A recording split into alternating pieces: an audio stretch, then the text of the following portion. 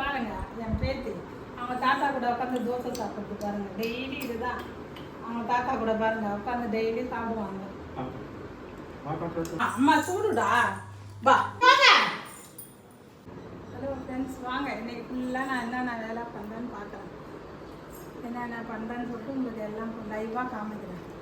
அப்புறம் காலம்புற tiffin lunch எல்லாம் காமிச்சோன்னா இப்போ அடுத்தது எல்லா வேலையும் முடிச்சுட்டு வந்து ஒரு 5 நிமிஷம் நம்ம ஃப்ரீ டைம். இப்போ அடுத்தது எங்கள் பேத்தி பேர மாதிரிலாம் தூங்குறாங்க. அவங்க ஒரு டிஃபன் பண்ணுவாங்க. அதான் சொன்னால பூரி உருளைக்கிழங்கு கொஞ்சம் ஒரு 10 நிமிஷம் ரெஸ்ட்டு. அதனால் டீ போட்டு இப்போ தான் வந்து உட்காருறேன். இங்கே பாருங்கள், டீ சாப்பிட்டுட்டு அதுக்கப்புறம் போய் மறுபடியும் டிஃபன் பண்ணணும். அப்போ உங்களுக்கு இன்றைக்கி ஃபுல்லாக எங்கள் மகள் வீட்டில் இருக்கா. உங்களுக்கு இன்றைக்கி ஃபுல்லாக லைவாக போடுறேன்.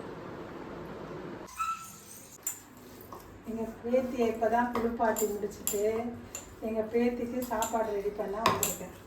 எங்கள் பேத்திக்கு என்ன ரொம்ப பிடிக்கும்னா எங்கள் பேத்திக்கு தயிர் தான் ரொம்ப பிடிக்கும். அதனால் எங்கள் பேத்திக்கு பாருங்கள் தயிர் சாதம். பேத்திக்கு ரைஸ் ரெடி பண்ணிட்டேன், தயிர் சாதம். எனக்கும் என் மகளுக்கும் இந்த பாருங்க ரைஸ் ஊற போட்டிருக்கேன் பாருங்க. எனக்கு என் மகளுக்கும் தக்காளி சாதம். காலைல ஹஸ்பண்ட் தயிர் கொடுத்தான்னு சொன்னால எனக்கு என் மகளுக்கும் தயிர் கொடுத்துட்டேன் அவருக்கு.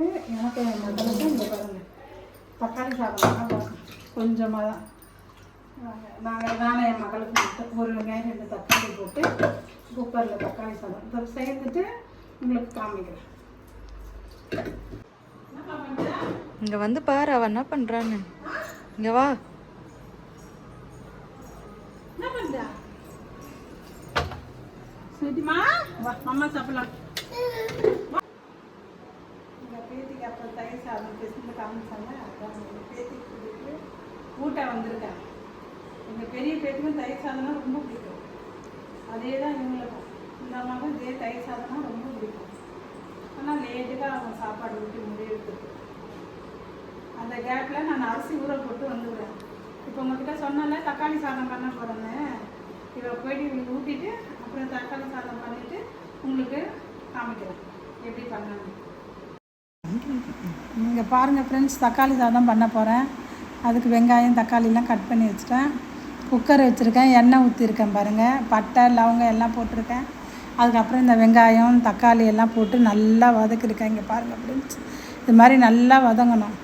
இது வதக்கிட்டு இதுக்கப்புறமேட்டு கொஞ்சம் மசாலாலாம் இதிலே போட்டுடணும். பாருங்கள் ஃப்ரெண்ட்ஸ், மசாலாலாம் போட்டோன்னே எப்படி இருக்குது பாருங்கள் கலராக. மசாலாலாம் போட்டுட்டு இதுக்கப்புறமேட்டு கொஞ்சம் நல்லா வதங்கிடுச்சு பாருங்கள். இதுக்கப்புறமேட்டு ஃப்ரெண்ட்ஸ் கொஞ்சம் போல் தண்ணி, அதாவது 1.5 கிளாஸ் தண்ணி ஊற்றணும். இங்கே பாருங்கள் ஃப்ரெண்ட்ஸ் கொதிக்குதா. இப்போ அந்த 1 கிளாஸ் அரிசி அதில் போட்டு மூடிட வேண்டியது தான். இங்கே பாருங்கள் நல்லா கலராக இருக்கா. இதை மூடிட்டு ஒரே ஒரு விசில் தான் ஃப்ரெண்ட்ஸ், ஒரு விசில் விட்டு ஆஃப் பண்ணிவிடுங்க. இப்போ வாங்க ரைஸ் ரெடி ஆகிடுச்சு பாருங்கள் ஃப்ரெண்ட்ஸ். இங்கே பாருங்கள், இன்றைக்கி சாட்டர்டேன்றதுனால எல்லாருக்கும் ஆஃபீஸ் லீவு. ஹஸ்பண்டு கொண்டு ஆஃபீஸ் இருக்குது, அவர் மட்டும் போயிட்டார். சரிங்களா, எங்கள் பொண்ணுங்க எங்கள் பேரன் பேத்தி எல்லாம் வீட்டில் இருக்காங்க. அவங்களுக்காக ஈவினிங் ஸ்நாக்ஸ். இங்கே பாருங்கள் அரிசி புட்டு. அரிசியை வந்து எடுத்து ரவை மாதிரி உடச்சிட்டு ஒரு ஆவி போட்டு எடுத்துக்கணும். எடுத்துகிட்டு மறுபடியும் உப்பு தண்ணியும் தெளித்து மறுபடியும் நல்லா இது மாதிரி சோறாக இருக்கணும். தண்ணி கம்மியாக ஊற்றுனீங்கன்னா சரியாக வேகாது. நல்லா தண்ணி போட்டு இதை பாருங்கள் இப்படி கையில் எடுக்கும் போது நமக்கு இப்படி இருக்கணும். நம்ம கையில் வந்து ஒட்டவும் கூடாது. இது மாதிரி தண்ணி கரெக்டான பதம் போடணும். நீங்கள் தண்ணி நிறைய போட்டாலும் வராது, தண்ணி கம்மியாக போட்டால் வேகாது. இதை மாதிரி கையில் எடுக்கும் போது இப்படி வரணும் பாருங்கள். இப்போ நம்ம உதுத்தா எப்படி வருது பாருங்கள், இது மாதிரி வரணும். இந்த பக்குவமாக பண்ணி ஆவி போட்டு தேங்காய் வந்து நெய்யில் வறுத்துட்டு நீங்கள் வேணும்னா சர்க்கரை வேணுன்னா வெள்ளை சர்க்கரை வேணுன்னா வெள்ளை சர்க்கரை போட்டுக்கலாம், இல்லைன்னா நாட்டு சர்க்கரை வேணும்னா நாட்டு சர்க்கரை போட்டு சாப்பிடலாம். இதுதான் ஃப்ரெண்ட்ஸ் இன்றைக்கி எங்கள் பேரனு பேத்திக்கு எல்லாருக்கும் ஸ்நாக்ஸ். இதுதான் ஈவினிங் ஸ்நாக்ஸு. சரிங்களா, இந்த ஆவியில் வச்சு நான் எடுத்துகிட்டு நல்லா வெந்த பிற்பாடு மறுபடியும் உங்ககிட்ட காமிக்கிறேன். காமிச்சு அப்புறம் தேங்காய் போட்டு காமிக்கிறேன் ஃப்ரெண்ட்ஸ்.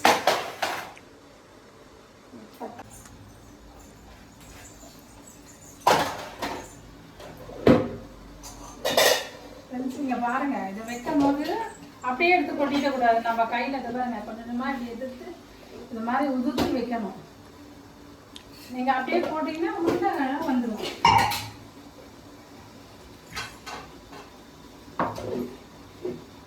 இது போட்டோன்னே எவ்வளோ நேரம் ஆகும்? இது போட்டால் ஒரு 10 நிமிஷம் ஆகும்.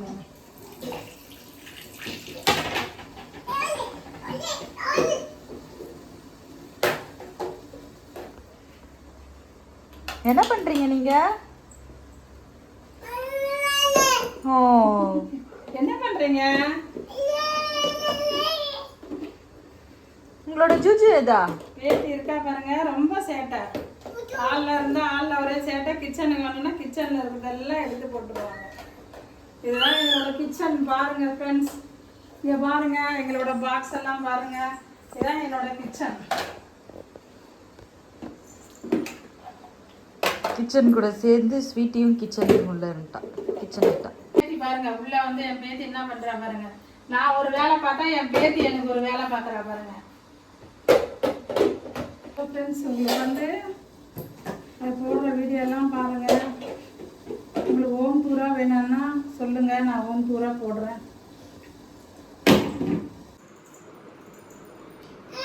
ட்ரெஸ் போட்டு பாருங்க. கேர்ள்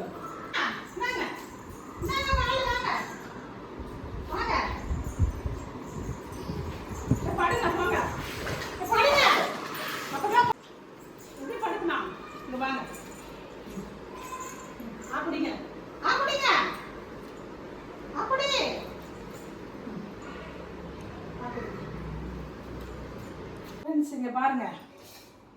முதல்ல சொன்னால நான் உப்பு தண்ணி தெளித்து ஆவியில் வைக்க போகிறேன்னு. இதை பாருங்க, நல்லா வெந்துருச்சு பாருங்க. எப்படி இருக்குது பாருங்க. அவ்வளோதான். நல்லா வெந்தோன்னா கையில் இதை பாருங்க ஒட்டவே இல்லை பாருங்க. எப்படி இருக்குது பாருங்க, பூ மாதிரி இருக்குது பாருங்க. இதில் வந்து நம்ம சர்க்கரை போட்டுக்கலாம், நாட்டு சர்க்கரை போட்டுக்கலாம், வெள்ளை சர்க்கரை போட்டுக்கலாம், எதுனாலும் போட்டு சாப்பிடலாம். இதுதான் எங்கள் பேத்திங்களுக்கு இப்போ ஸ்நாக்ஸ்.